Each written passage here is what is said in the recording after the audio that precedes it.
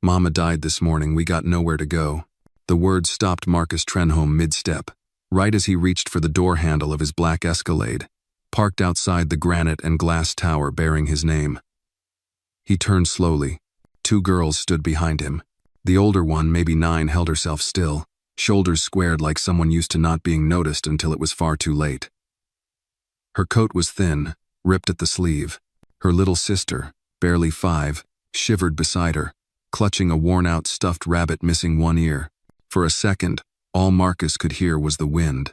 Then the older girl spoke again. "You're Mr. Trenholm, right? Mama said if something happened, find you. You'd help." Marcus narrowed his eyes. "What did you just say?" "Our mama died this morning," she repeated. "We don't got nowhere else." The doorman glanced nervously from behind the glass doors. A valet paused, unsure whether to intervene. Marcus's heart thudded once, hard. He stared at the girl. Her voice didn't shake. Her eyes didn't beg. She simply stated it as if grief had no room in the day's schedule. "How'd you get here?" he asked. "We walked," she said. "In this weather?"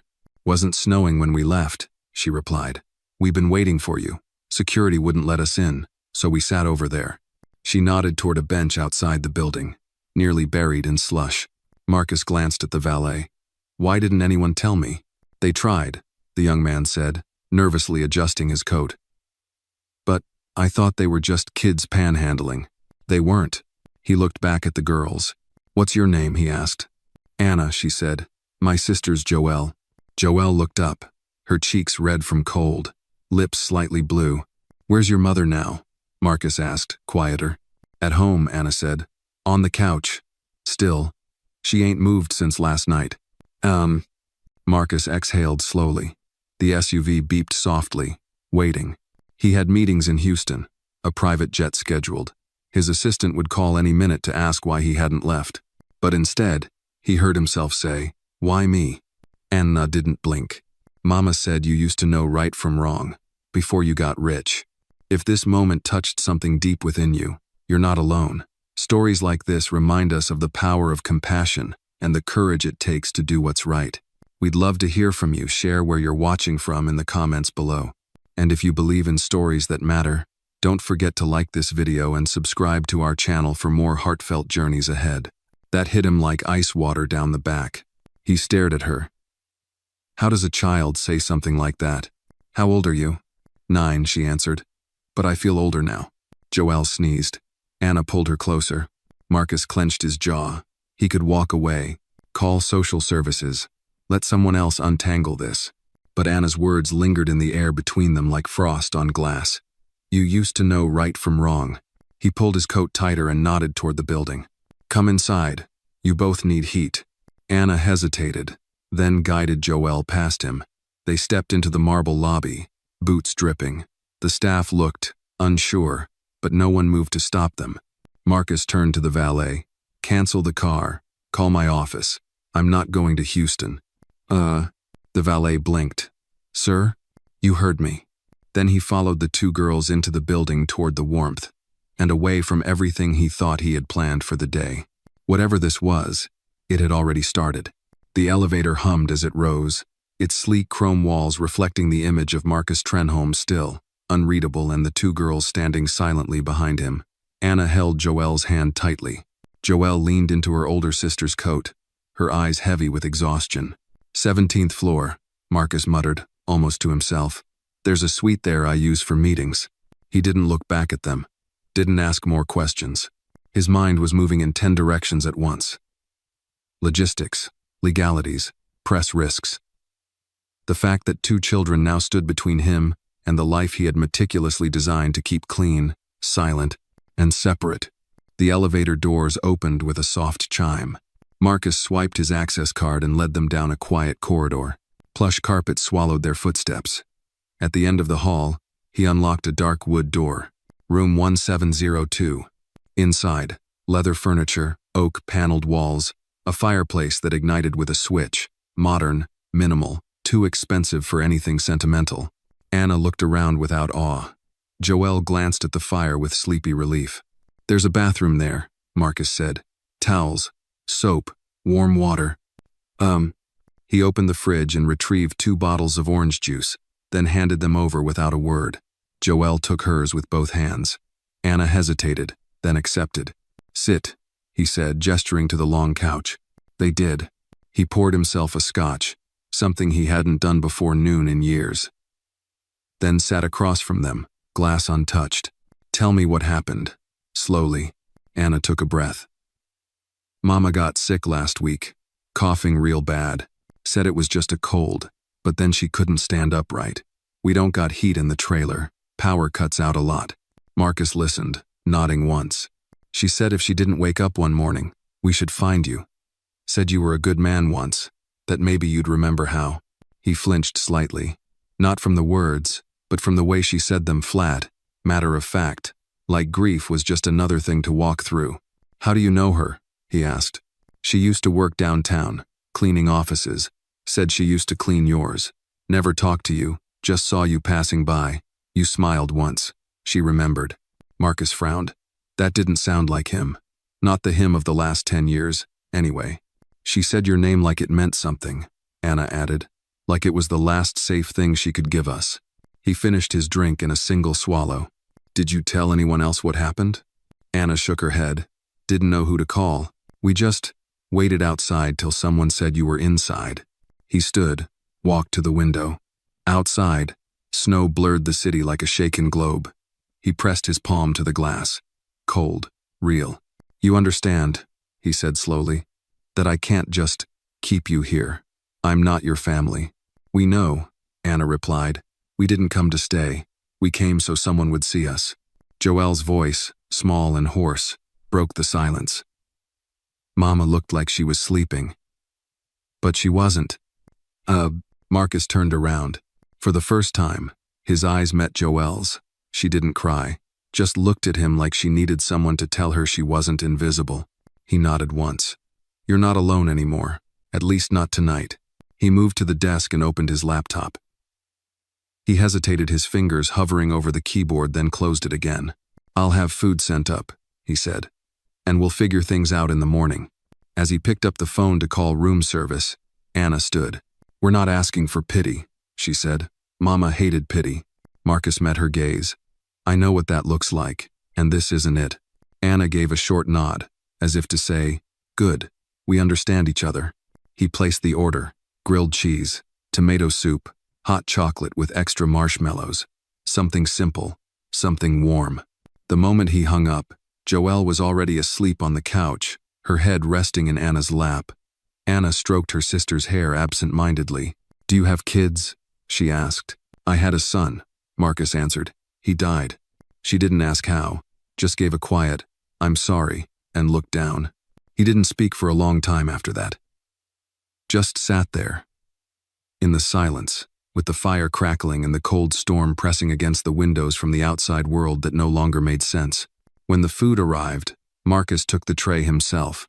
The girls ate slowly, with the cautious gratitude of those who knew nothing came free but winter.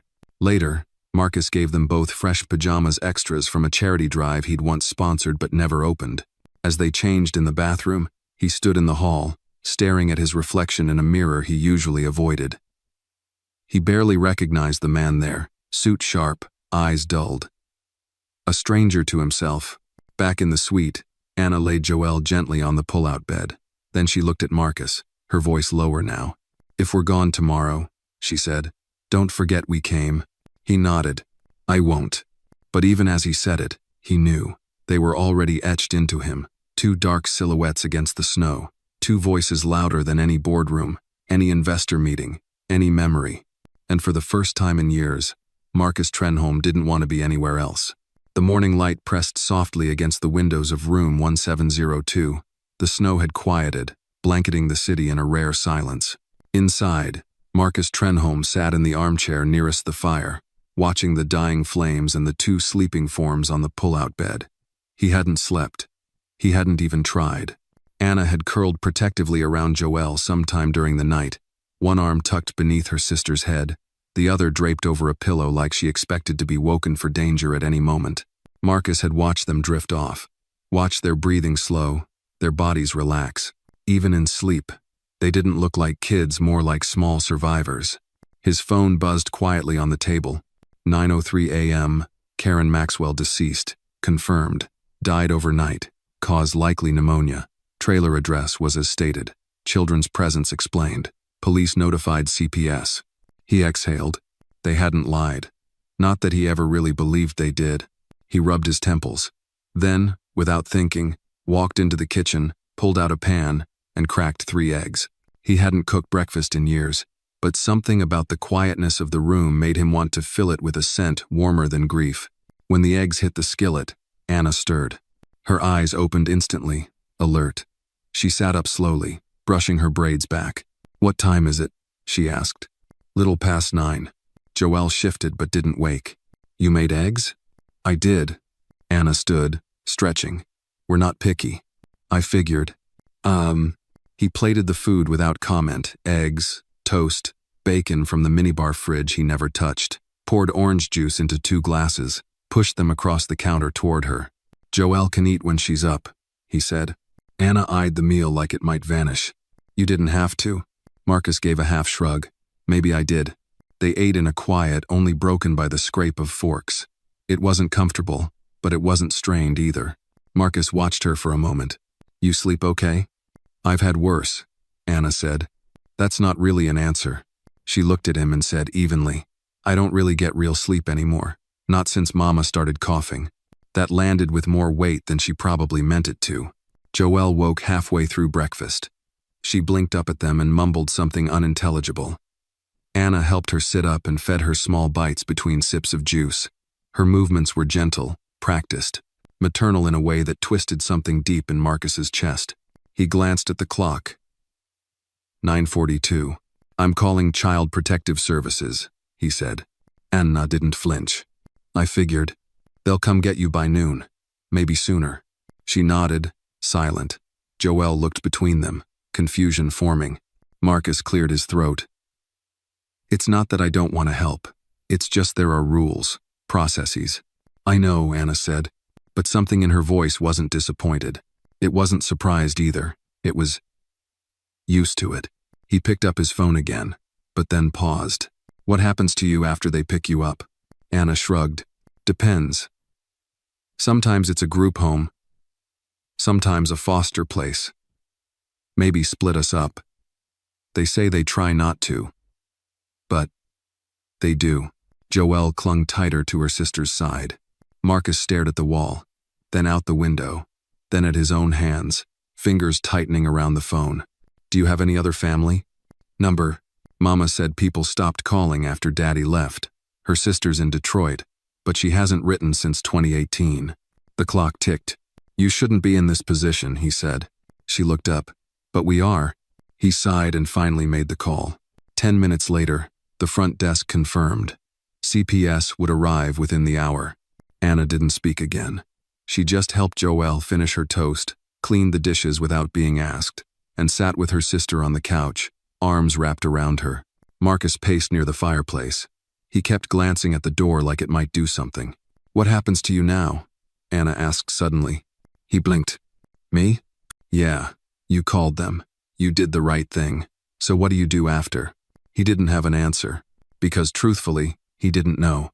He'd go back to meetings, probably, review contracts, sit through calls with lawyers, CFOs, people who had never watched a little girl hold her dying mother's hand, people who had never been tested in any way that really mattered. And then, without warning, Anna stood. "We should wait downstairs," she said. "Don't want them coming up here." Marcus stepped forward.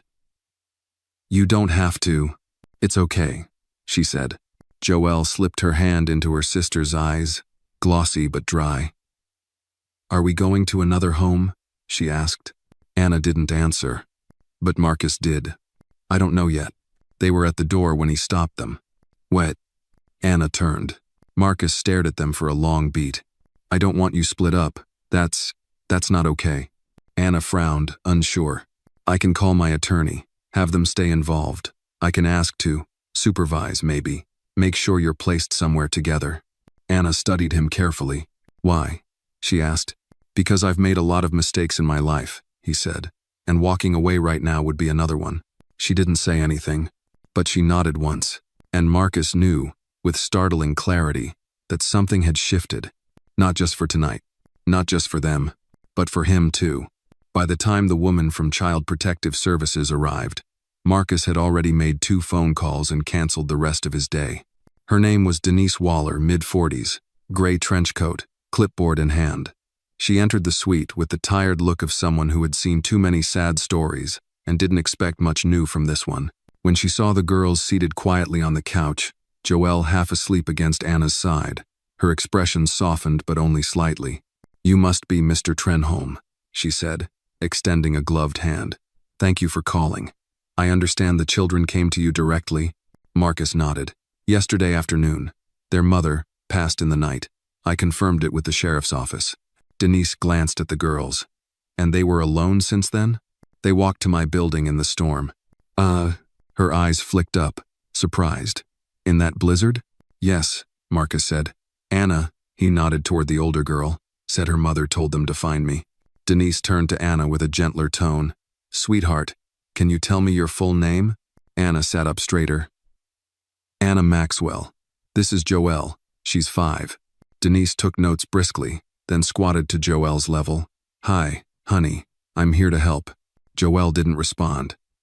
She pressed her face into Anna's side. "She doesn't talk much to strangers," Anna murmured. "She talks at night, in her sleep." Denise gave a soft, understanding nod.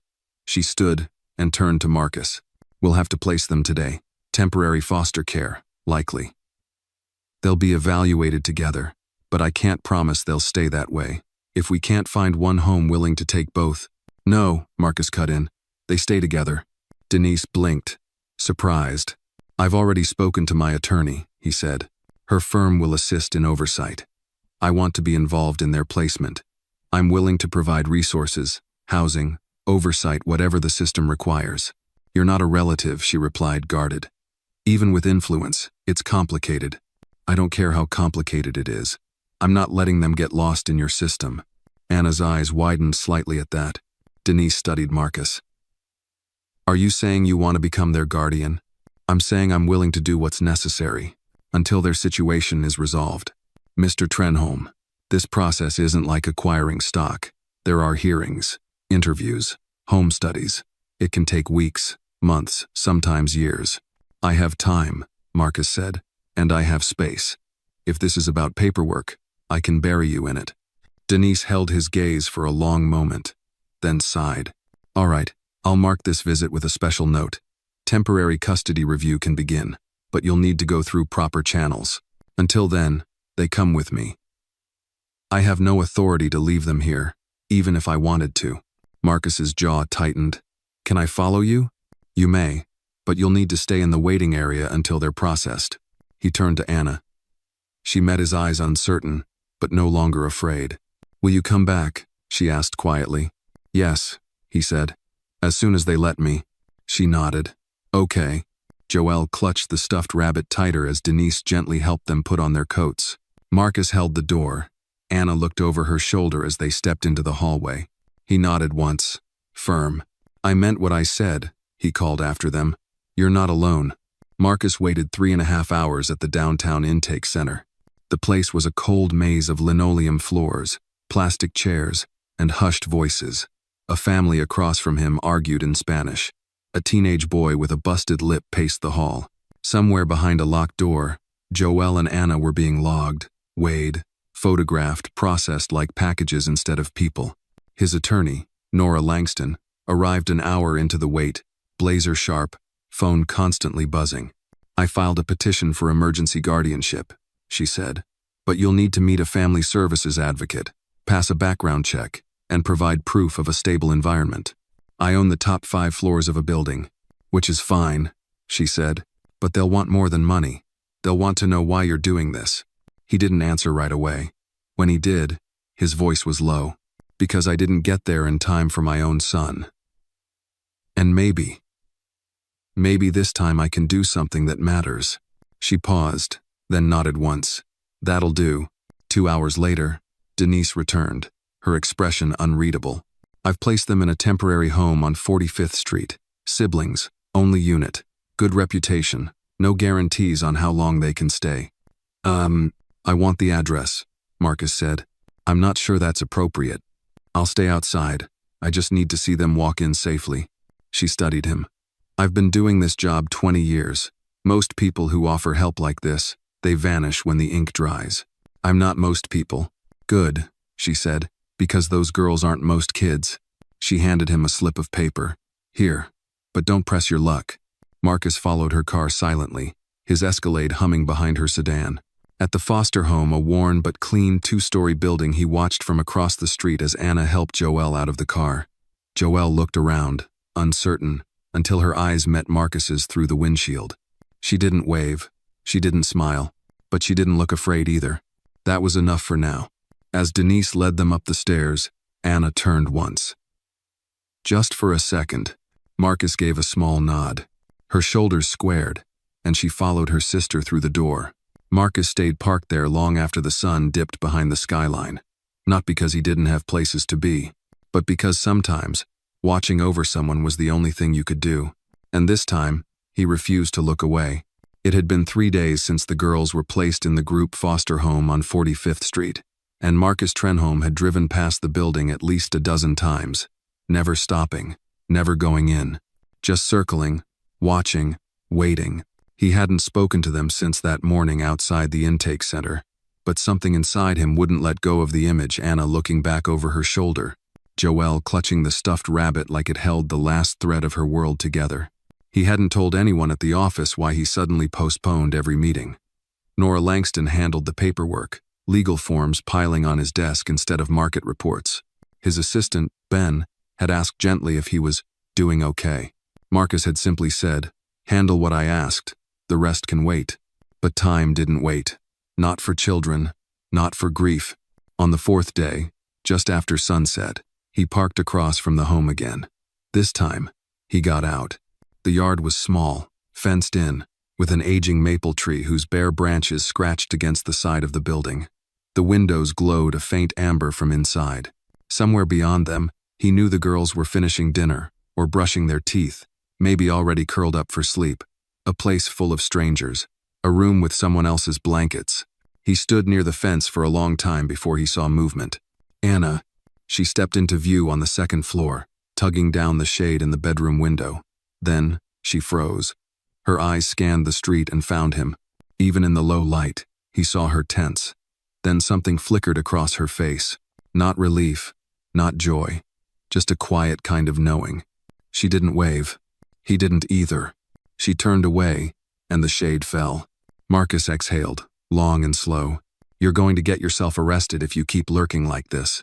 The voice startled him. He turned and saw Denise Waller stepping up beside him, coffee in one hand, a stack of folders in the other. She didn't look angry, just tired. "Didn't expect to see you here this late," he said. "I work late," she replied. "You think all those files magically organize themselves?" He offered a dry smile.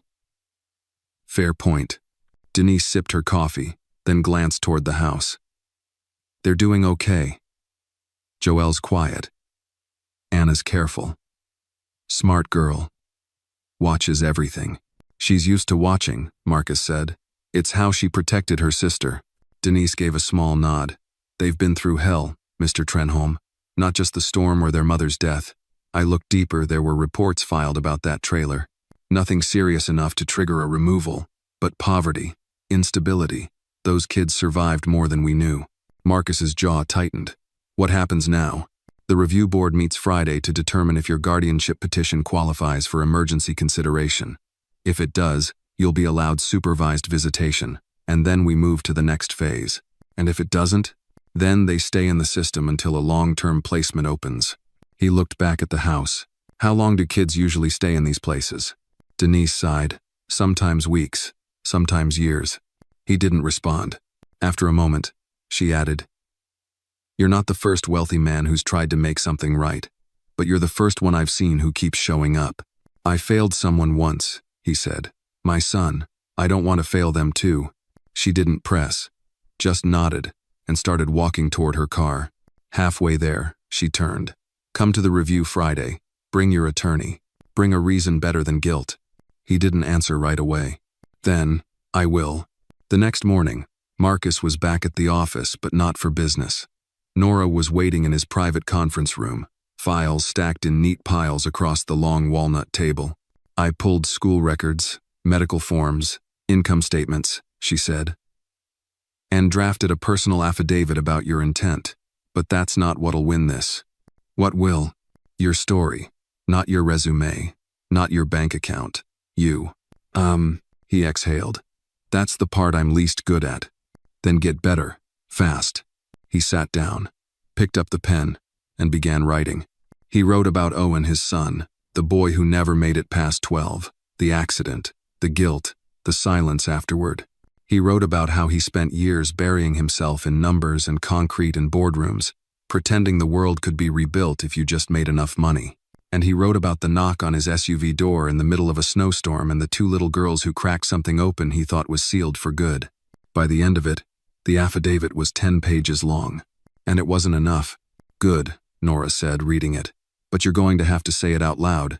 At the review board meeting that Friday, Marcus sat across from a panel of 3 people, an administrator, a family therapist, and a judge in a gray cardigan. Anna and Joelle weren't present. Denise sat beside him as a witness. Marcus told them everything, not with polish, but with weight. His voice wasn't smooth, but it was steady. When they asked why he wanted to take in 2 children not of his blood, not of his name, he said, because they walked through a storm to find someone their mother trusted. I refused to be the end of that trust. The judge scribbled something down. The therapist studied him.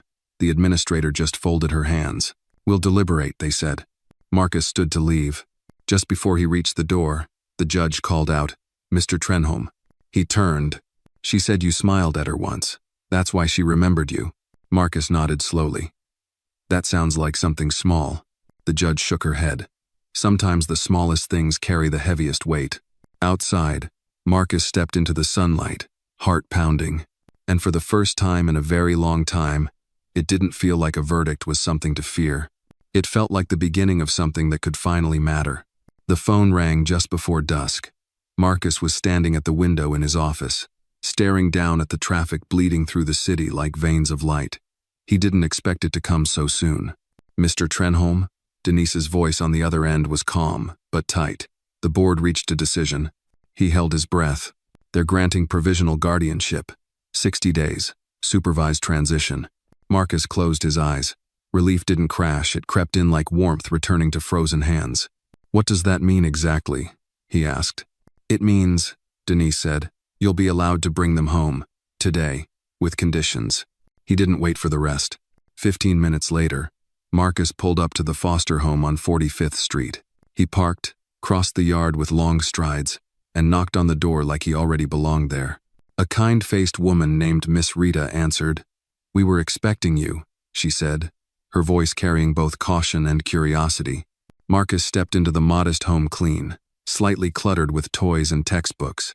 In the living room, Anna was seated on the carpet, organizing Joelle's clothes into a plastic grocery bag. Joelle sat beside her, trying to zip up her stuffed rabbit into a jacket that clearly wasn't made for toys. Anna looked up. You're really here. I said I would be. She didn't smile right away. She studied his face, searching for hesitation, for regret. Finding none, she stood. What now? Now you come with me, if that's still what you want. Joelle scrambled to her feet. We don't gotta go to a different place again? Marcus knelt to her level. Not unless you want to. My place has heat, a fireplace, and maybe, just maybe, a few too many pillows. Joelle giggled, a sound so rare it startled even her sister. They packed quickly. There wasn't much. One small duffel, Joelle's rabbit, and a folder of medical and school records Miss Rita handed over with a knowing nod. Good kids, she said. They didn't ask for much, just stayed close together. I don't intend to separate them, Marcus replied. She smiled. Then you're already doing better than most. The ride back was quiet at first. Joelle fell asleep in the back seat, her head bobbing gently with each turn. Anna sat in the passenger seat, arms crossed, but not in defiance, more like she was holding herself together. Marcus adjusted the heater. You warm enough? I'm fine.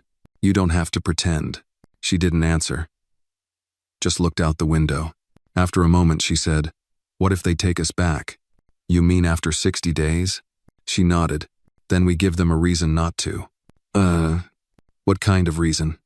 The truth, that this, he gestured between them, isn't temporary. She turned to him, cautiously. Even if we're not like you? He looked over at her. I don't want you to be like me, he said. I want you to be safe. I want you to be kids. They didn't speak again until they reached the building. At the entrance, the doorman stiffened as he recognized Marcus, and then his eyes drifted to the girls. He opened the door without a word. Evening, sir. Marcus nodded. They're with me now. The elevator ride was silent. The girls looked around with wide eyes, but didn't ask questions. Not yet. When the doors opened to the penthouse, Anna hesitated on the threshold. It's not just for tonight again, is it? She asked. No, Marcus said. Not just for tonight. He let them explore. The kitchen, the couches, the tall windows overlooking the city. Joelle discovered the button that started the fireplace and squealed with delight when the flames jumped to life. Anna didn't move far from the entryway. Would you like to see your room? Marcus asked. She nodded, still wary. He led them down the hall, opened the door to a guest suite that had been redesigned overnight plush beds, shelves with books, a mural of stars painted on one wall. Joelle ran in instantly. It looks like a picture. Anna stepped slowly inside, letting her fingers graze the bookshelf. You did this? I had some help, Marcus admitted, but I chose the mural.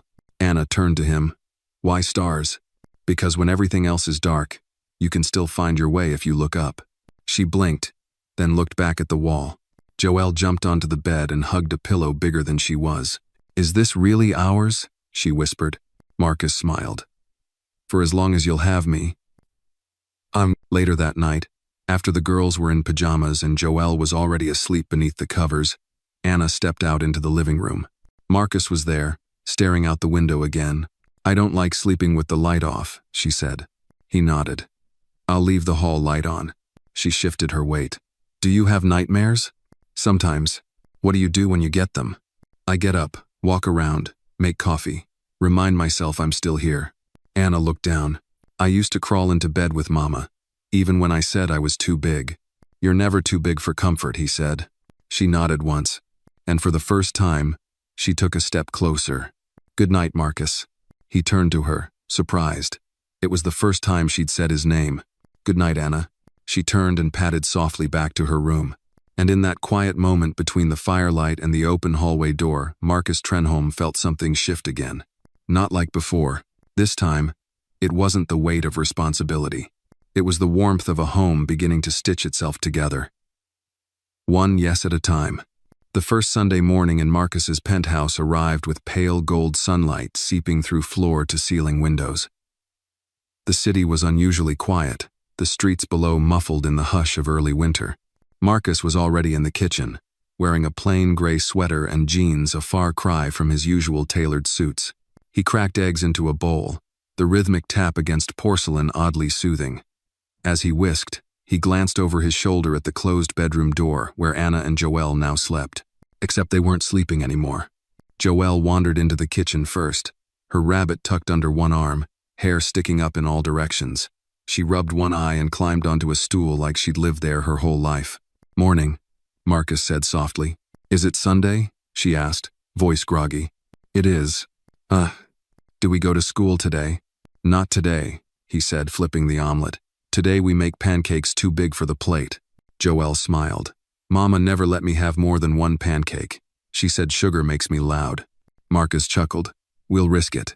Anna appeared a few minutes later, already dressed in jeans and a hoodie. Her hair was pulled back, and her face looked serious, but her eyes softened when she saw her sister grinning over a plate of eggs and toast. I wasn't sure if we were supposed to eat before you said something, Anna said. This isn't a military base, Marcus replied. You eat when you're hungry. Joelle poked her fork into a strawberry and held it up. We have fruit, real fruit. Anna took a seat slowly, scanning the kitchen with quiet curiosity. It wasn't distrust anymore, it was unfamiliarity, slowly cracking into possibility. They ate together at the large kitchen island, sunlight warming the polished wood. Marcus noticed that Anna still chewed carefully, never taking more than she needed, always watching her sister's plate like she might have to give up her own. After breakfast, Joelle dragged Marcus into the living room to show him how she could hop on one foot while holding her rabbit. Anna lingered in the kitchen, collecting plates before Marcus could stop her. "You don't have to clean up," he said. "I know," she answered, rinsing a dish anyway. He leaned on the counter. "You want to go outside today?" She looked up, surprised. "Where?" "Anywhere you want. Museum, library, park, or just a walk." Anna hesitated, then said, "Joelle likes animals. Maybe somewhere with animals? Zoo?" She nodded. "Then zoo it is." Later that morning, they bundled up in coats and scarves and headed to the Central Park Zoo. Joelle's excitement was instant and loud, pointing at penguins, laughing at sea lions, asking dozens of questions that Marcus did his best to answer, often with a grin and a shrug. Anna, meanwhile, stayed close but quiet. She watched Joelle more than the animals. Her protectiveness never dimmed, not even under the weight of joy. At one point, Marcus bought 2 cups of hot chocolate and offered one to Anna while Joelle bounced nearby watching red pandas. She took it, warming her hands. "This is the first hot chocolate I've had in 2 years, she said. He blinked. "Seriously?" She nodded. "We couldn't afford extras. Mama said every dollar needed to last twice as long." Marcus looked out at Joelle's small frame pressed against the glass. "Your mother was strong. She had to be." Anna sipped the drink slowly. She wasn't always sweet, though. She got angry a lot, mostly when she was scared. He nodded. "Fear does that." Anna glanced at him. "Were you ever scared?" He didn't answer right away. "Yes," he said finally. "When my son got sick, and when he died, I was scared of never feeling anything again." Anna looked away, then said softly, "I don't remember crying much when Mama died. I wanted to, but it felt like if I started, I wouldn't stop." Marcus looked at her, not like a child, but like someone who carried too much for her age. "You don't have to prove anything to anyone," he said. "Not even me."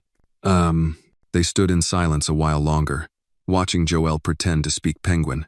That night, back in the penthouse, Joelle fell asleep quickly, exhausted from the day's excitement. Marcus brought Anna a book and set it gently on her nightstand. "What's this?" she asked. "It's about a girl who has to find her way back to her family. Thought you might like it." Anna picked it up, eyes scanning the cover. "You think I'm like her? I think you've already walked through more fire than most adults I know." She didn't reply. Marcus hesitated at the door. "Do you want the hallway light again?" Anna nodded. Then, after a moment, she asked, "Why are you really doing all this?" He turned back, met her gaze.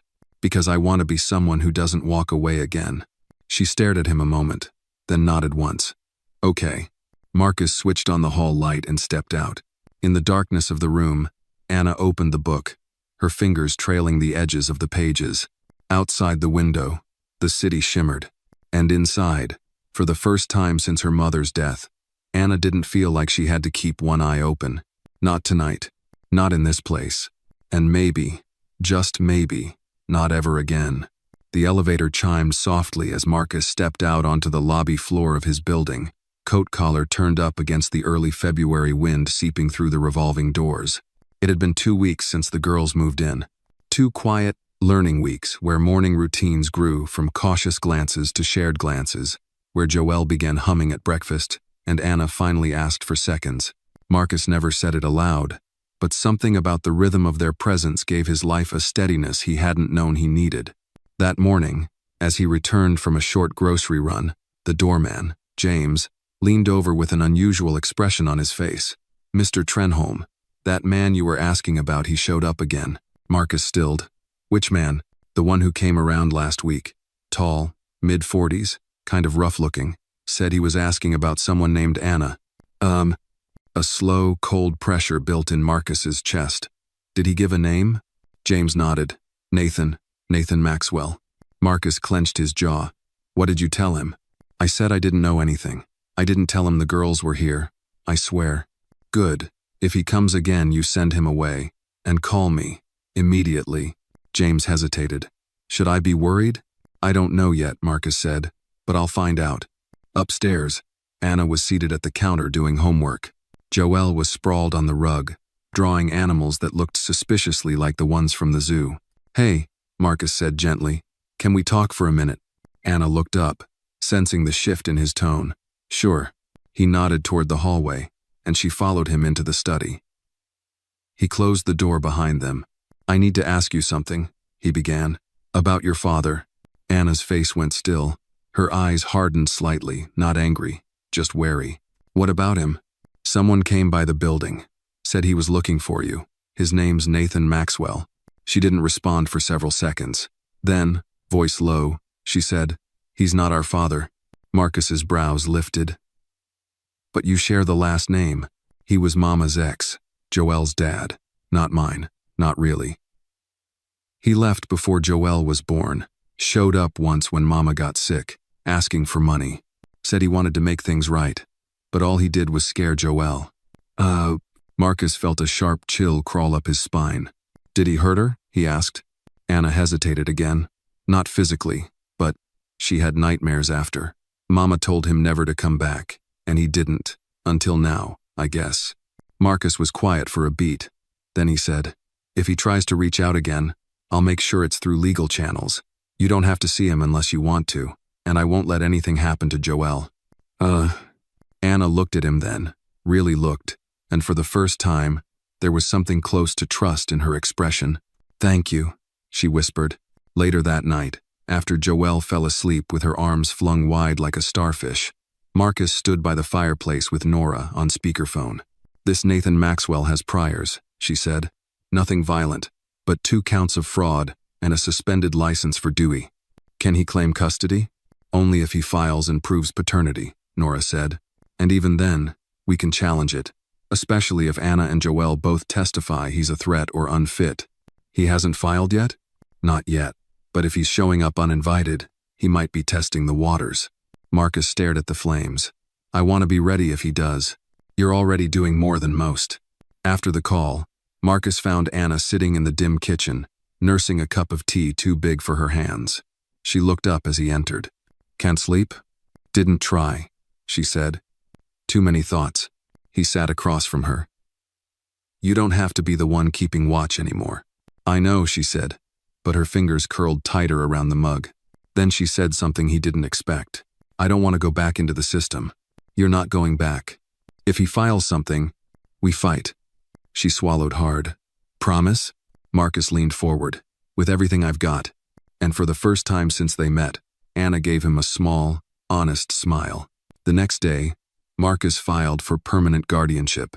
The papers were thick, dense, full of legal jargon, but they meant one thing.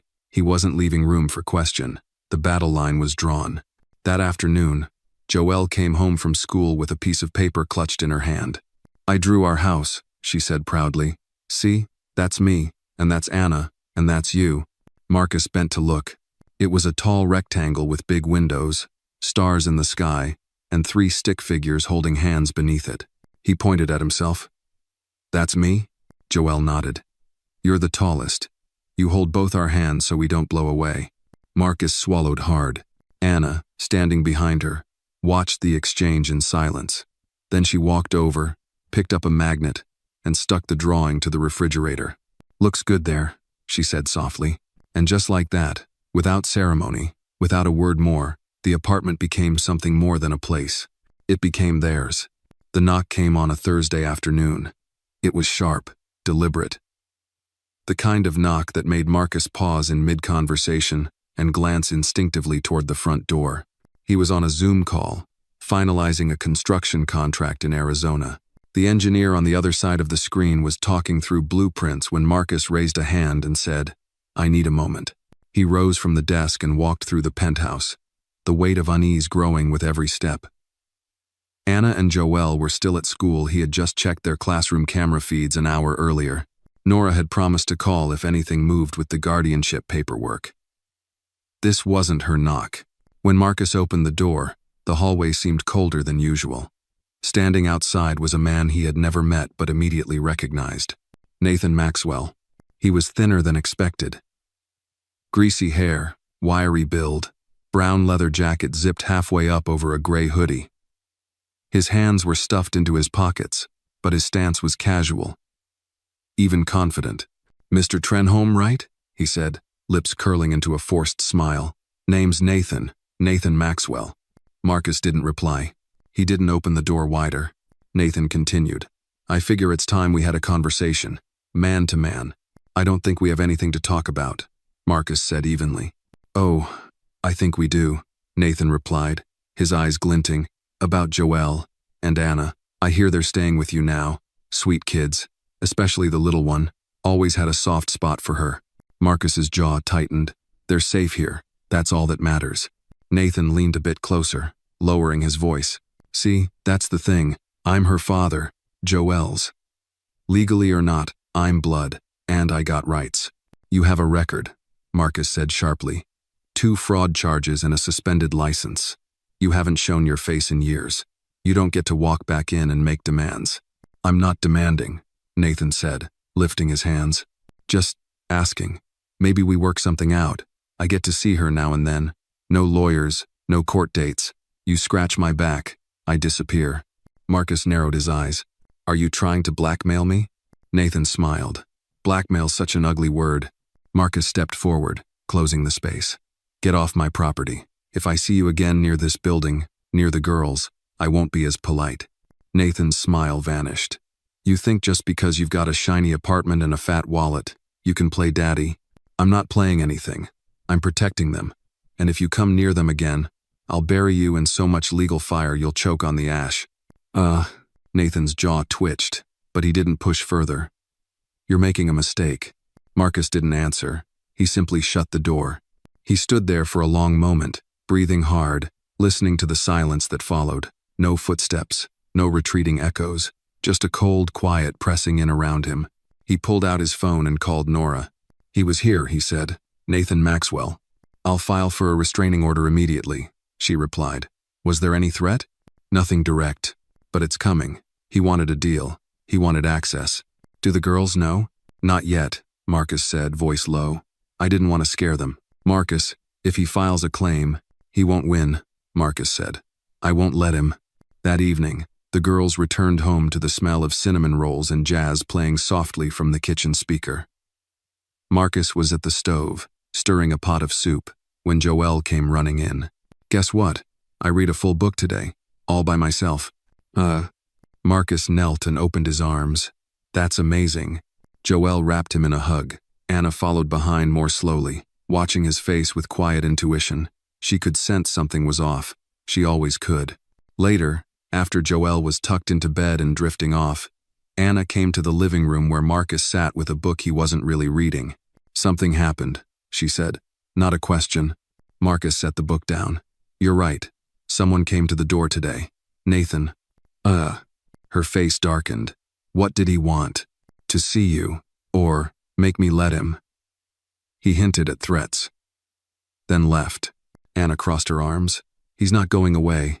I've already called my lawyer. We're filing an emergency protective order, but I need to ask you something. She looked up. If this goes to court, if he tries to fight for custody, will you tell the judge what happened before, what you remember? Anna hesitated. Then, slowly, she said, I remember him yelling at Mama, throwing things, Joelle screaming in the other room. I remember him taking money from her purse when she was sick. Her voice dropped to almost a whisper. I remember thinking he would take Joelle one day and never bring her back. Marcus nodded. That's enough. If you're willing to say that in court, it'll matter. I'll do it, she said. I won't let him hurt her. That night, Marcus stood at the foot of Anna's bedroom door after she'd gone in, staring at the pale stars on the mural wall. The city beyond the window was quiet, but something had shifted again. This wasn't a quiet chapter anymore. It was a battle, and he'd chosen his side. He walked into his study and began drafting his personal statement for court. No lawyers, no editors, just truth. When it came to protecting those girls, he would fight like a man with nothing left to lose. Because somewhere between cinnamon rolls, hallway lights, and stick figure drawings, he'd found something to live for again. And he wasn't giving it up. Not without a war. The courtroom wasn't grand. It was modest. Tucked into the 3rd floor of an aging government building in Lower Manhattan. Fluorescent lights hummed above, casting a cold glow on the wooden benches. The smell of coffee and old paper clung to the walls. And yet, to Marcus, it felt like the most important room in the world. It was the hearing. Nathan Maxwell had filed for paternity recognition and partial custody of Joelle. Just days after his unwelcome visit, his name appeared in the system, followed by a flurry of legal maneuvering. Nora had moved fast, assembling documentation, affidavits, school records, health histories, and most crucially, character statements from both Anna and Marcus. Marcus sat at the front, dressed in a navy suit, shoulders squared. His eyes rarely left the door. He didn't need to see Nathan again, but he needed to be sure the man showed. He had to face this. Anna and Joelle waited in a side room with a family advocate, per the court's request. Joelle had brought her rabbit. Anna brought silence. When Nathan finally arrived, he looked as if he'd borrowed someone else's respectability. Clean jacket, tucked shirt, a briefcase he didn't know how to carry. But his eyes were the same, calculating and cold. The judge, a middle-aged woman named Hargrove, entered without fanfare. Her robe trailed slightly behind her as she took her seat and scanned the papers in front of her. "This is a petition hearing regarding custody and guardianship of minor Joelle Maxwell," she said, voice clipped and clear. "Mr. Nathan Maxwell is seeking recognition of paternity and partial custody. Mr. Marcus Trenholm is requesting guardianship under emergency family protection statutes." She looked up. "Mr. Maxwell, do you have representation?" "I'm representing myself, Your Honor." The judge gave a short nod, then turned to Nora. "Miss Langston, proceed." Nora stood, confident and composed. "Your Honor, my client has provided comprehensive evidence of Mr. Maxwell's prolonged absence from the child's life, his history of financial instability, prior charges for fraud, and a record of erratic contact. We also submit witness testimony from the child's older sister, Anna, documenting verbal and emotional abuse by the petitioner." Judge Hargrove raised an eyebrow. "And the minor is prepared to testify?" "She is," Nora said. "With your permission." The judge looked to Marcus. "Mr. Trenholm, you're aware of what this might do to the child?" "I didn't ask her," Marcus said quietly. "She asked me." A ripple passed through the courtroom. Minutes later, Anna was escorted in, wearing her best clothes, a blue cardigan over a plain white dress. She walked tall, chin high, but Marcus could see her hands trembling at her sides. She took the seat beside the judge's bench and looked straight ahead, not once glancing at Nathan. "Anna," the judge said gently, "do you understand why you're here?" Anna nodded. "Can you tell me what you remember about Mr. Maxwell?" Anna spoke slowly, her voice firm despite its softness. "He lived with us for a little while before Joelle was born. Mama said he wasn't around much, but when he was, he yelled. He broke things. He drank. Once, I hid in the closet with Joelle when he was shouting at Mama. I thought he was going to hit her." The room was silent. The judge leaned forward. "Did he ever hurt you or Joelle physically?" "No," Anna said. "But Joelle still wakes up scared sometimes. She remembers his voice." "And what do you want, Anna?" She looked at Marcus. Her eyes didn't waver. "I want to stay where we are, with Mr. Trenholm. He makes us feel safe, like we matter." Judge Hargrove nodded slowly. "Thank you, Anna. You've been very brave." Anna stepped down and returned to the side room without ever looking at Nathan. Marcus felt a swell of something between pride and sorrow. No child should have to testify like that. But she had. Nathan stood next.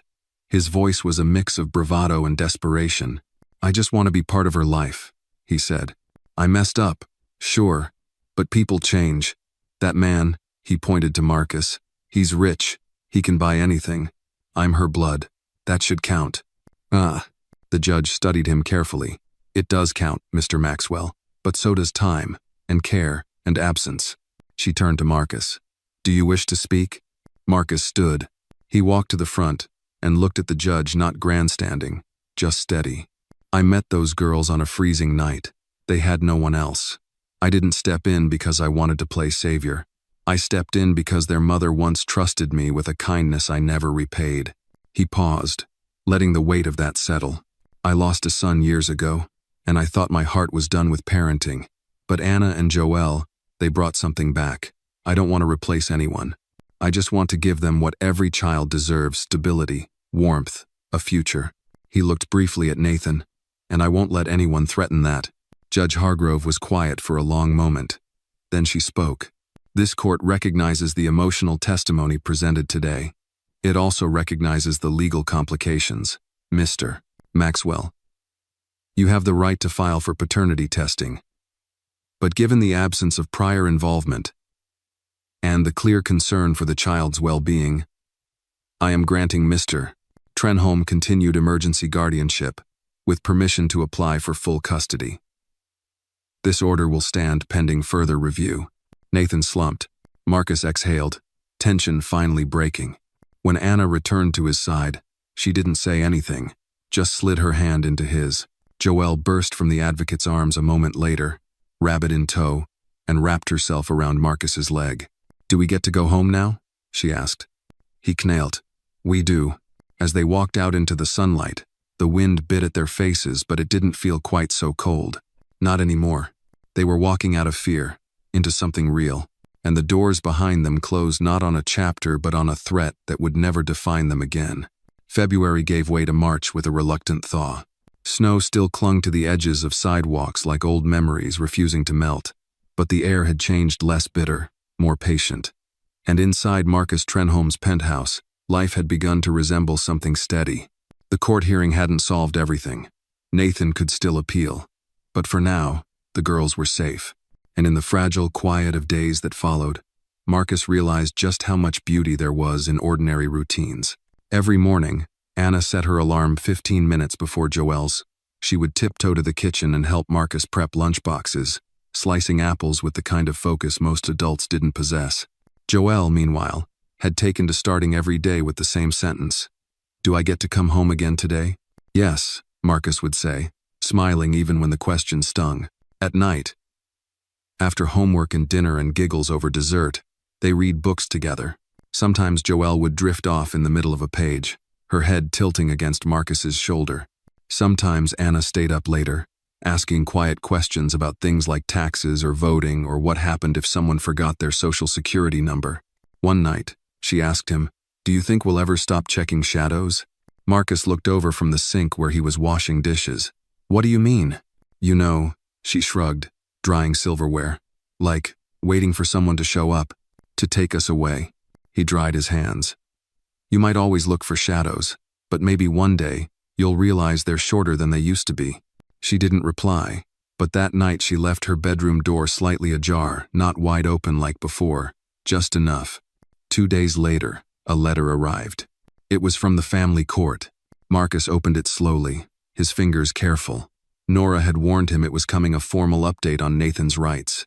Inside, in stark black print, the letter confirmed that Nathan Maxwell had not filed an appeal by the deadline. The emergency guardianship would hold, and the judge was moving forward with the process of granting full custody. Marcus sat down at the dining table and read it twice. Then he called Anna and Joelle into the room. "Is something wrong?" Anna asked immediately. "No," Marcus said, voice steady. "Actually, something's very right." He handed her the letter. She read slowly, her lips moving as she took in the words. When she finished, she passed it to Joelle, who squinted and asked, "Is it homework?" Marcus smiled. "Number, it means you get to stay. For good." Joelle's eyes widened. "Like forever? Ever?" "Forever, ever," Marcus confirmed. Joelle whooped and spun in a circle. Anna sat down hard on the nearest chair. Her face didn't show much, but her shoulders loosened, like something heavy had finally slid off. "I can get mail now," she said softly, "and have it say my name, this address." "Yes," Marcus said. They celebrated that night with pizza, not the fancy kind, but greasy slices from the corner shop Joelle liked.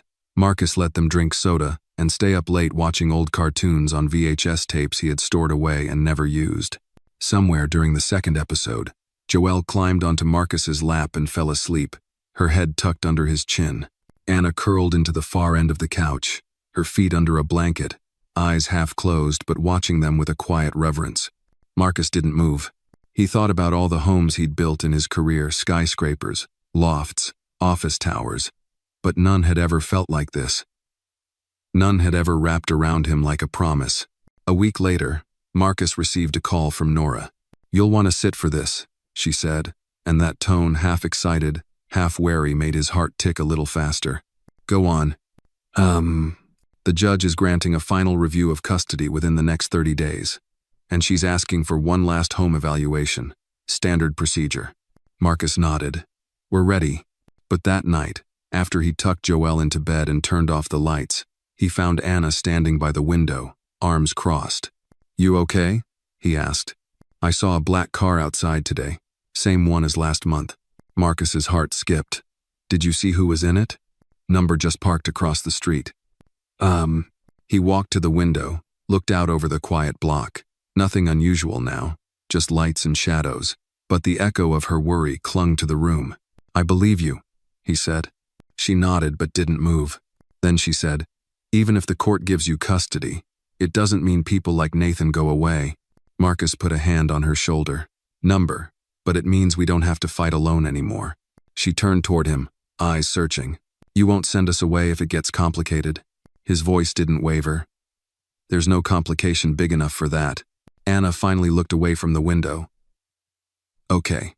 Before going to her room, she reached out and gave his hand a quick squeeze. It wasn't a hug, not yet, but it was a beginning. And Marcus understood then that family wasn't made in grand gestures or court documents. It was made in pizza nights and whispered worries. In learning who checks the shadows and who stands between you and them.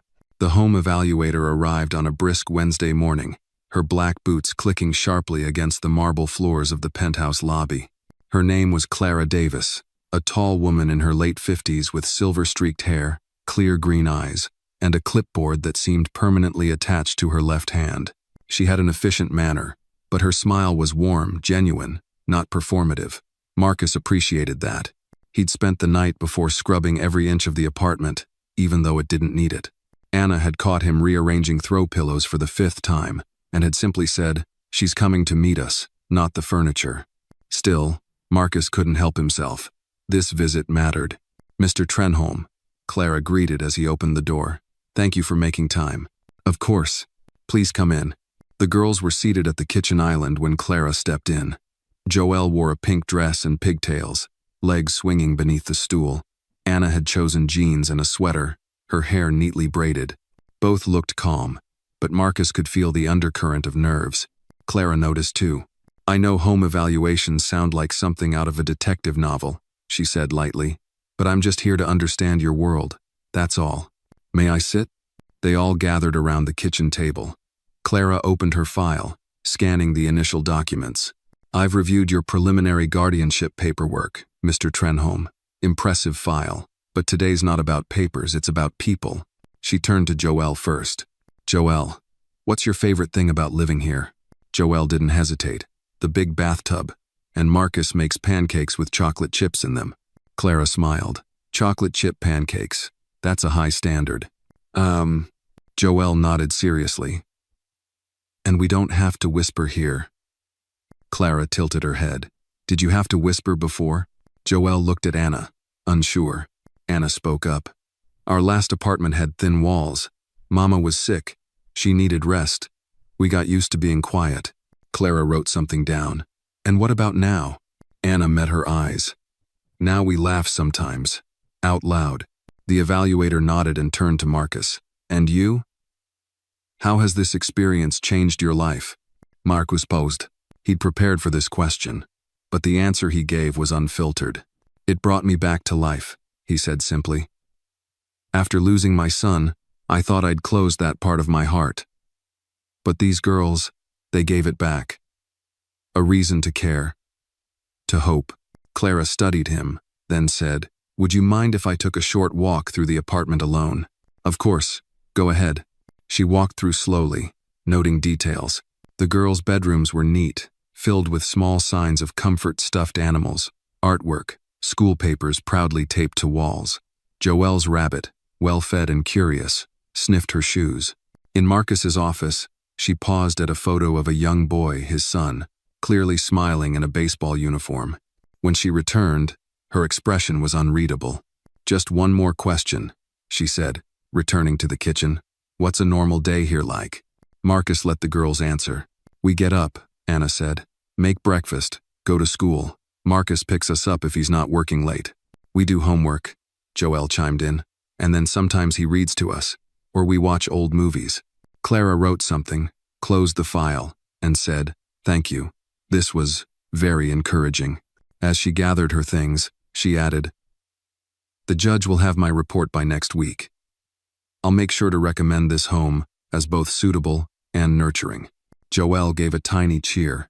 Anna smiled, not the practiced, polite kind, but a real one. When Clara left, Marcus finally exhaled. "Okay," he said. "Crisis averted." "Did we pass?" Joelle asked. "You passed a long time ago," he replied. That evening, as the sky darkened and city lights blinked on like stars, Marcus cooked spaghetti and meatballs, Joelle's request. As they ate, he found himself watching them more than usual. Every laugh, every bite, every shared glance between sisters. Later, while washing dishes, Anna approached. "Can I show you something?" she asked. "Sure." She handed him a folded sheet of notebook paper. On it was a short essay, probably written for school. It read, "My favorite place in the world. Some people like beaches, some people like amusement parks. I like a kitchen table with 3 chairs, one for my sister, one for me, and one for the man who didn't have to stay but did. My favorite place isn't a place, it's a feeling. It's what it feels like to be home." Marcus read it twice, then a third time. "Anna," he began, but she just shook her head and walked away, embarrassed. He didn't stop her. He simply folded the paper and slipped it into his wallet, behind his driver's license, next to a photo of his son. Later that night, he looked out the window as snow began to fall again, light and slow, like a promise. No more visits, no more proving, just life. And it was enough. The snow had melted by the first week of April, giving way to the earthy scent of thawed soil and blooming city parks. Marcus watched the world outside his window shift gray, giving way to green, silence yielding to birdsong and bicycle bells. Spring always brought motion, and this year, for the first time in a long while, he didn't dread it.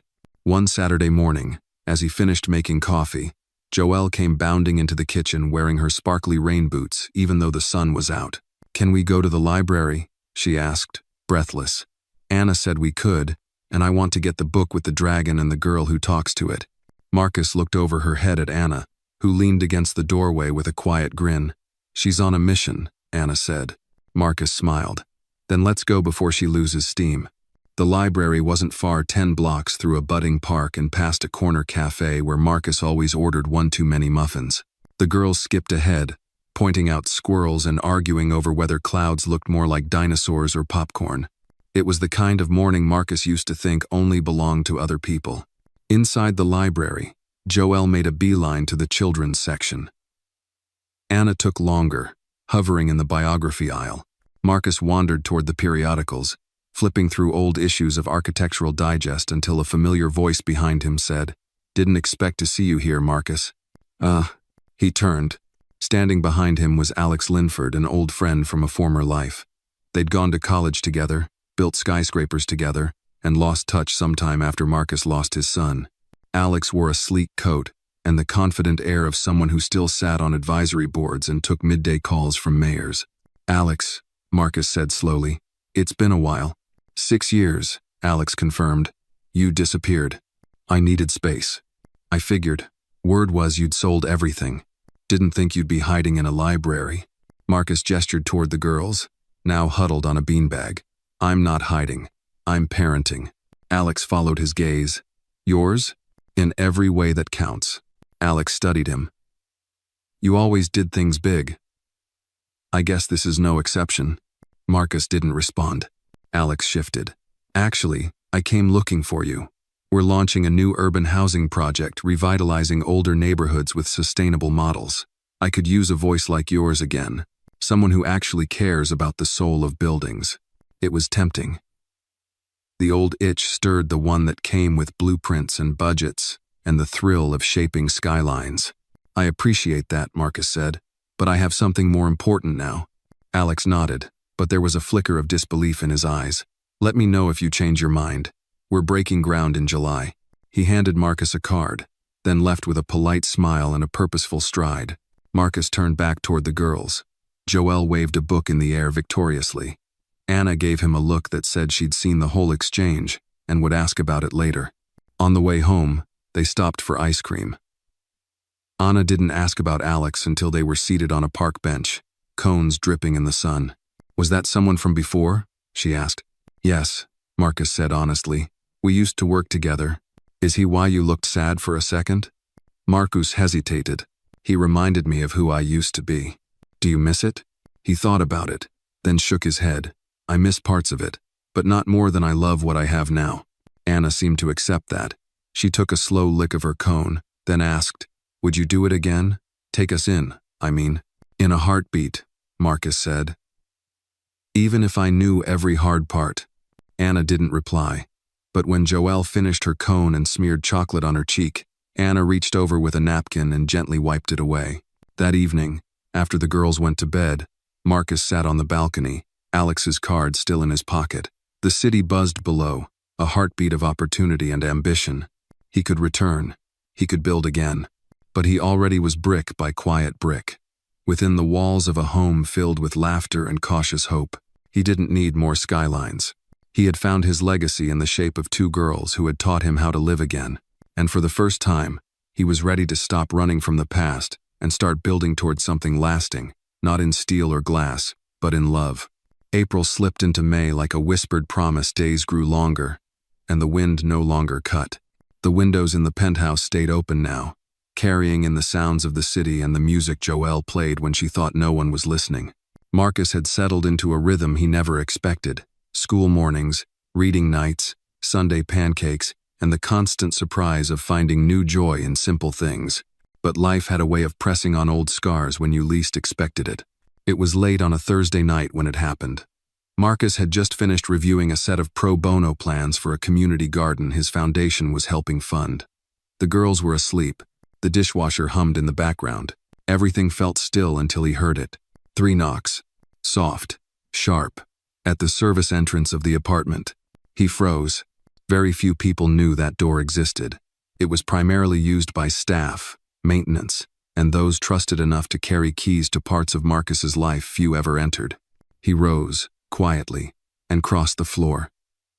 The hallway lights dimmed automatically behind him. He reached for the side drawer near the closet where he kept the taser and pulled it out without a sound. The last time someone unexpected came to the door, it had been Nathan. But Nathan was legally barred now. He cracked the door open just enough to see. The woman on the other side looked exhausted.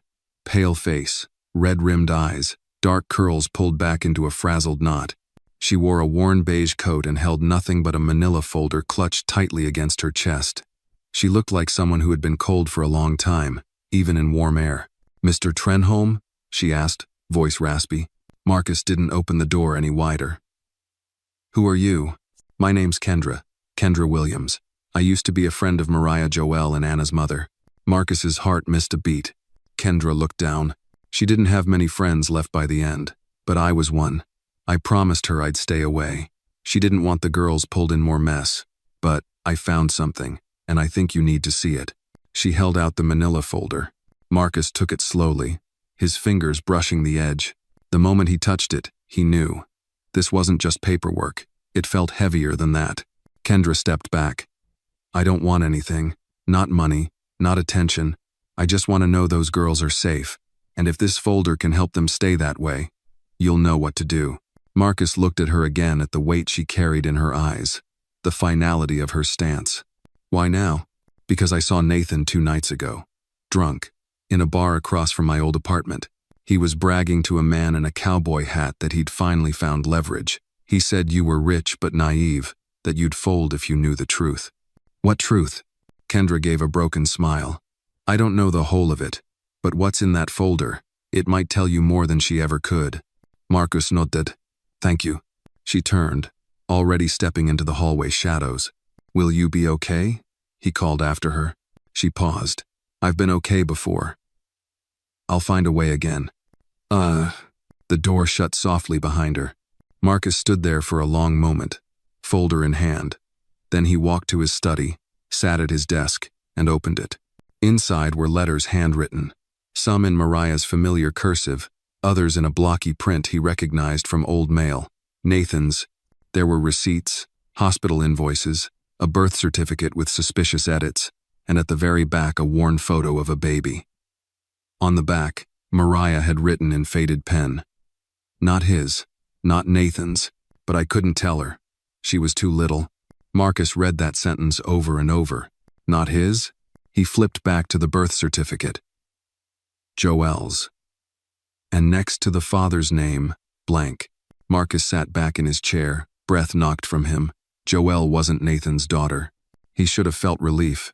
Instead, he felt fury at Nathan for using fear as leverage, at Mariah for carrying this secret alone, and most of all, at a world where so many women had to make impossible choices to keep their children safe.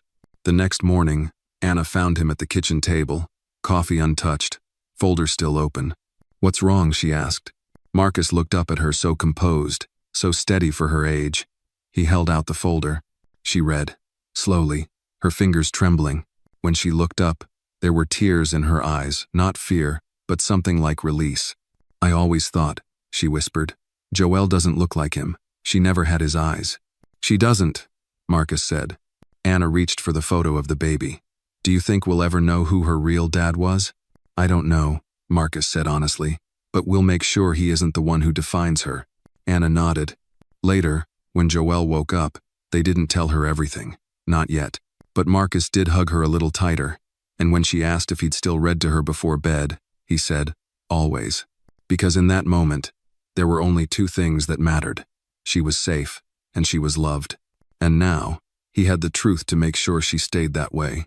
Morning light filtered through half-open blinds as Marcus brewed coffee, the aroma filling the tall kitchen space. The penthouse felt heavier today, more solemn, more determined, as if the truth they'd uncovered weighed on the air itself. Anna and Joelle sat at the island, coloring quietly. Anna's face was composed, but her hand trembled slightly as she outlined a heart. Marcus placed mugs before them. "Eggs in 10 minutes. Extra toast if you'd like." Joelle brightened. "Yes, please." Anna dipped her brush in water, clearing touches of gold. Marcus gently placed the photograph from last night onto the table. "Anna," he said softly, "Joelle deserves to know one day. I think we're ready to tell her when she asks. But until then, we move forward." Anna looked up. No lies, no holding her in shadows. "Exactly." He reached for the folders. "I've spoken with Nora. We'll keep everything documented. We'll be prepared, no matter what any biological father might claim." Anna nodded, tracing a finger over the image. "She is my sister, Marcus, blood or not." He smiled, pride framing his voice. "Always." Later, Anna joined him in the study. She stood by the window, curtains open to the city.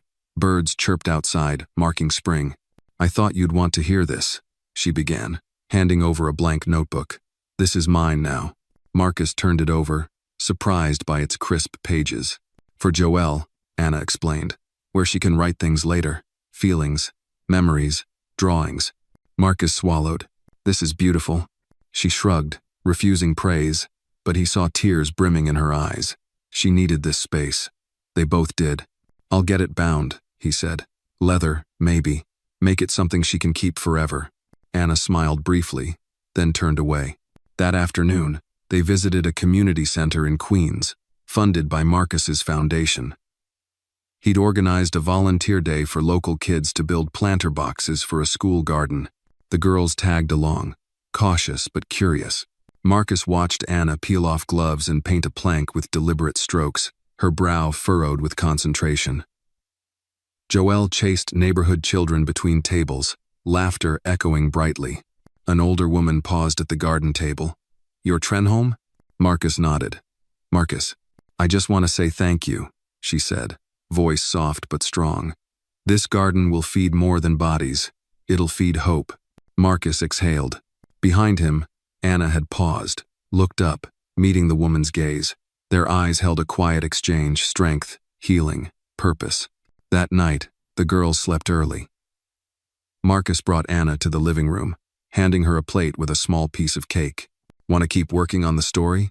She nodded, carving a neat line into the chocolate icing. He sat beside her. "Tell me more." She turned open the notebook to a blank page.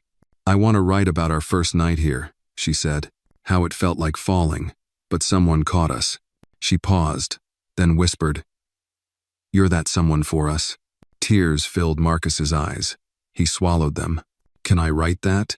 "Yes." They sat together in lamplight, writing.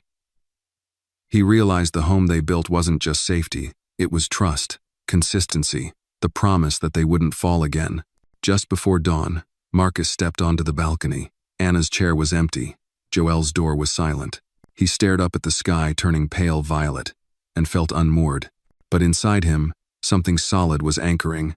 The folder, the notebook, the girls, the shared future. He returned inside. The notebook was open to a page already inked. She found a father in a house full of strangers, and he found a family and 2 girls who taught him how to stay. He pressed his hand over it, understanding that every word, every day, was another brick in a foundation stronger than any building he'd ever designed. And for once, he didn't need another skyline to define his legacy, because this simple act of protection, love, and truth was more enduring. It was late May when Marcus's peace was shaken again, this time not by a knock, but by a presence. He'd just returned from a school assembly with Anna and Joel. Joel had received a small certificate for kindness in the classroom, which she proudly clutched as they rode the elevator up to the penthouse. Marcus felt light, relieved that after months of struggle, things were, for the first time, predictably good, until the elevator doors slid open to the lobby. There, standing by the reception desk, was a man Marcus hadn't seen in years. Tall, impeccably dressed, lean like someone who carried stress for breakfast.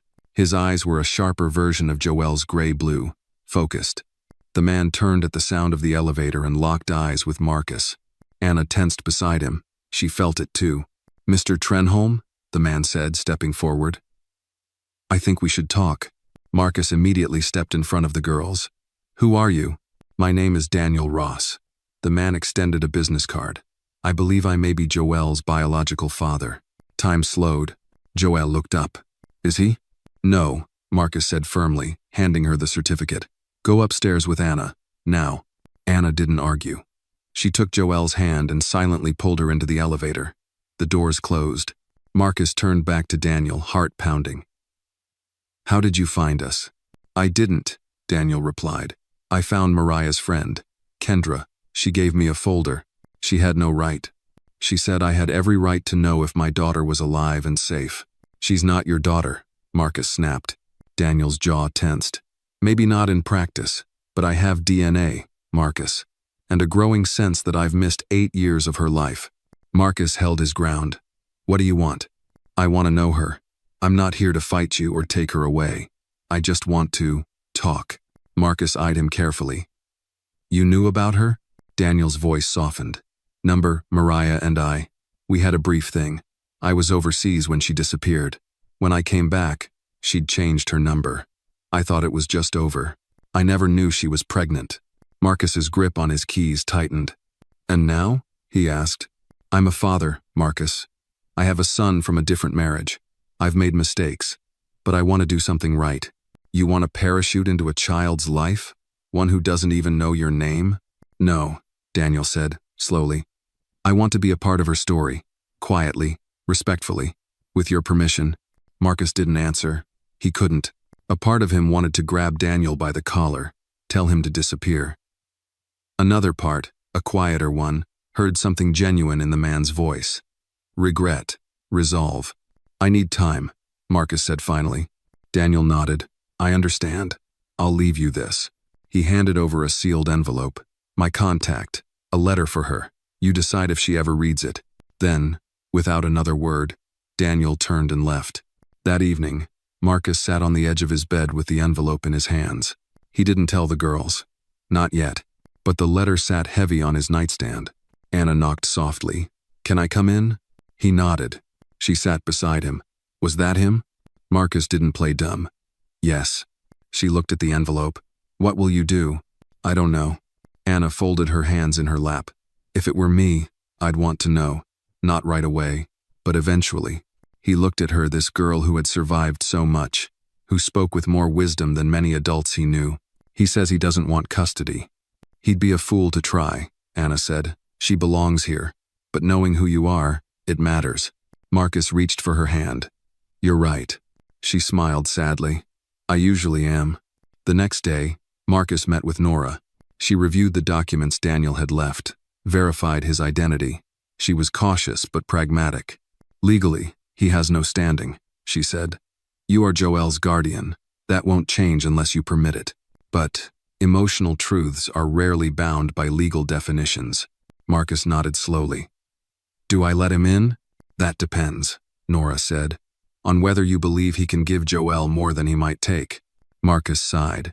She's just a little girl. She loves rabbits and crayons and believes pancakes cure sadness. I don't want anyone stealing her simplicity. Nora leaned in. Then protect it, but don't shield her from herself. That evening, he sat Joelle down alone. Sweetheart, he began gently, have you ever wondered about your dad? Joelle blinked. You're my dad. His throat tightened. I'm honored to be, and I always will be, but there's someone who might be your biological father. Joelle tilted her head. Like science stuff? He smiled. Yes, a man who knew your mom a long time ago. He didn't know about you until recently. He's asked if he could write you a letter. Joelle thought for a long moment. Does he like rabbits? I'm not sure. Does he like pancakes? We could ask. She nodded slowly. Okay, maybe. I can read his letter, but only if you sit with me. I wouldn't have it any other way, Marcus said. He retrieved the envelope and handed it to her, hands trembling. She opened it carefully, unfolding the pages. And together, under the soft kitchen light, Joelle read the first words of another part of her story wrapped safely in the arms of the father who chose her. The envelope trembled in Joelle's small hands as she finished reading the letter. The kitchen lights glowed warmly around them, but for a moment, the world seemed still. Marcus watched her cheeks flush as she read the neatly penned words from Daniel Ross, words heavy with apology and hope. She folded the letter carefully and looked up. He's sorry, she whispered, and he says he was scared when he left. Marcus nodded. Sometimes adults are afraid, too. Joelle bit her lip. He says he wants to meet me someday. After we're ready. Marcus's heart clenched. How does that make you feel? She shrugged. I feel curious, but I don't want anyone to take me away from here. He reached out and took her hand. You belong here, with me, always. Anna joined them at the table, her eyes steady and kind. He wrote a nice letter. She studied Joelle. If you want to meet him, we can talk about it together. Joelle looked at her sister. Anna's presence was enough. She nodded. Maybe one day. Marcus swallowed. That day will be yours to decide. Over the next week, the penthouse hummed with quiet introspection. Daniel's letter rested on the counter, untouched. The girls kept their routines, school, homework, pancake nights, but a new undercurrent ran through their days. Questions about identity, love, and belonging. One afternoon, Marcus picked an old photo album from the shelf photos of his son. Old family vacations, candid moments long buried. He placed it on the coffee table. Want to see? He asked. Anna and Joelle gathered around. Marcus turned pages of laughter, boardwalks, birthday cakes, and bedtime stories. He paused at a photo of him and his son on a camping trip, his arm around Owen's shoulders, both smiling wide. You look happy, Anna said.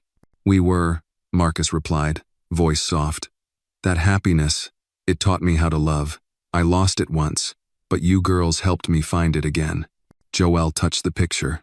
He looks like you. He did, Marcus said, blinking back memories. Just smaller. They turned the album pages together. Each photo an echo in their shared story, a story of loss bridged by new family. That weekend, the outside world reflected spring's fullness. Flowers bloomed in window boxes. Birds nested in nearby trees. Despite weekends being sacred for errands, Marcus set aside time for a family outing. They boarded a ferry to Staten Island. Joelle pressed her nose against the glass, excitement bright in her eyes. Anna stood behind her, protective and proud. Nearby tourists noticed the trio, their joy contagious.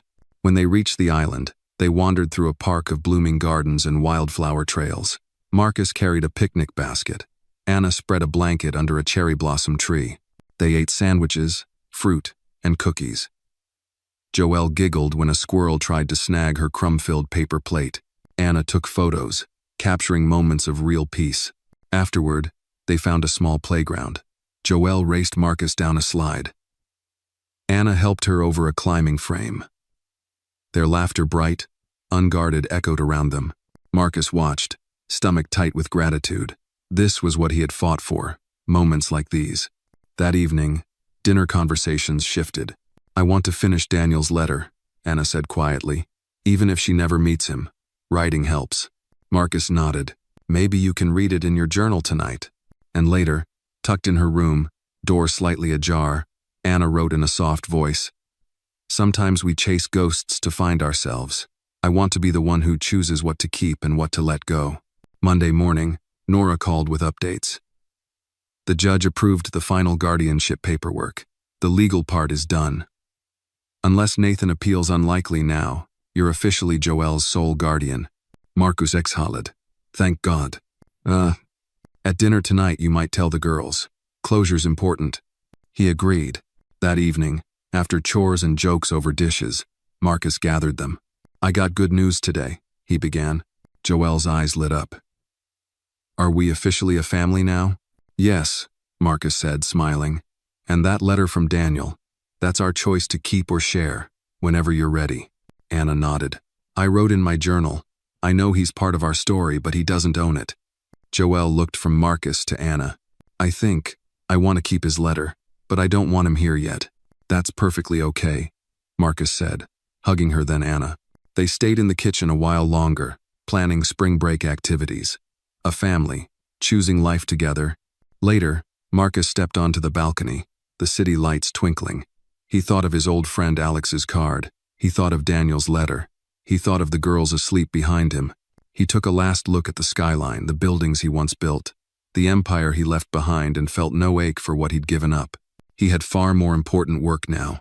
And he'd found the anchor he'd been searching for in the echoes of past ghosts, in paper and promises, in the gentle strength of two sisters and a father who chose to stay. Their story was theirs, written in days, stitched into hallway lights, bound in notebooks, and sealed in letters. A family not born in blood alone, but built in unwavering presence, quiet truths, and love he would fight for today, tomorrow, always. A warm June evening wrapped around the penthouse, scenting the air with freshly planted jasmine climbing up the balcony railing. Marcus tucked Joelle into bed, brushing stray locks from her forehead. The little girl looked up at him with sleepy trust, the crayon-drawn memories on her dresser glowing under soft lamplight. Are we really done? She asked. He paused.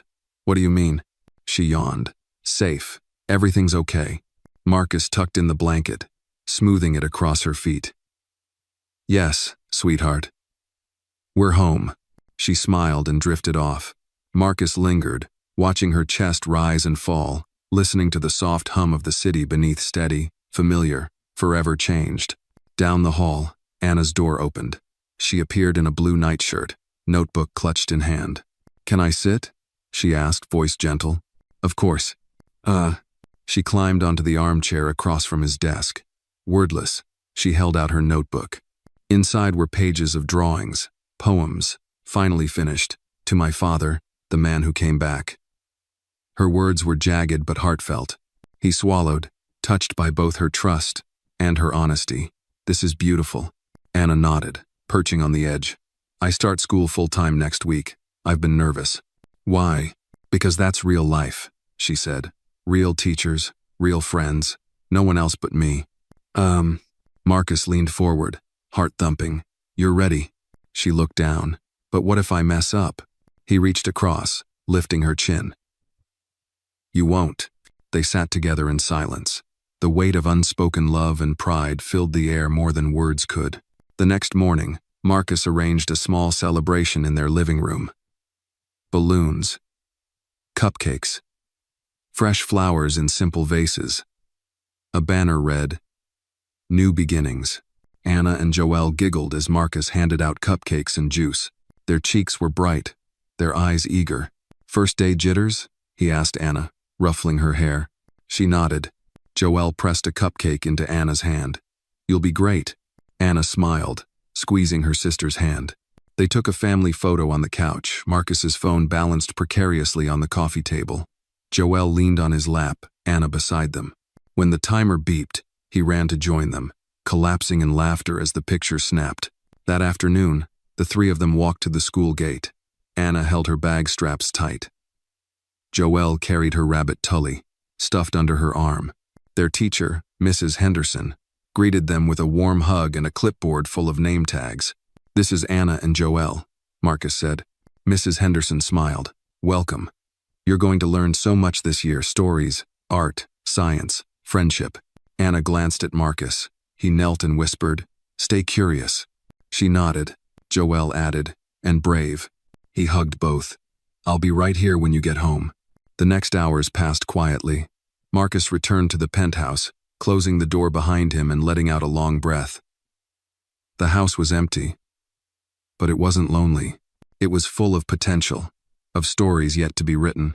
He walked to the balcony and stared at the city's skyline, glass towers bathed in sunlight, reflections of their journey. He thought of Alex's invitation to build, of Daniel's letter unopened. He thought of the memories they'd made, the pancake mornings, the letter journals, the first library visit, the hearing, the garden. He understood that home wasn't just a place. It was the people you choose to stand still with. Late that evening, the girls returned. Anna swung in through the front door, dropping her backpack with an easy grin. Joelle bounded behind, waving at Marcus before tackling him in a fierce hug. "Daddy," she exclaimed. He scooped her up. "Welcome home." Anna came forward, full of stories, color wheels, new friends, math puzzles. They sat together in the living room as the sun set, painting the walls pink. They shared their days, laughter spilling easily now, no longer strained or cautious. When story time came, Marcus read from the notebook Anna had made. Joelle listened, her eyes droopy but bright. After the pages ended, Marcus closed the book and looked at both girls. "I'm proud of you," he said. They squeezed his hands, Anna with strength, Joelle with sleepy relief. Outside, city lights blinked awake. Inside, Marcus realized for the first time that nothing had to prove itself anymore. He had found something stronger than any building he'd ever constructed. A home built on trust, on promises kept, on second chances and first good mornings. And as they fell asleep that night, he whispered in the dark, "We made it." Because they had. Home at last. The story teaches us that family is not solely defined by blood, but by love, trust, and the courage to choose one another.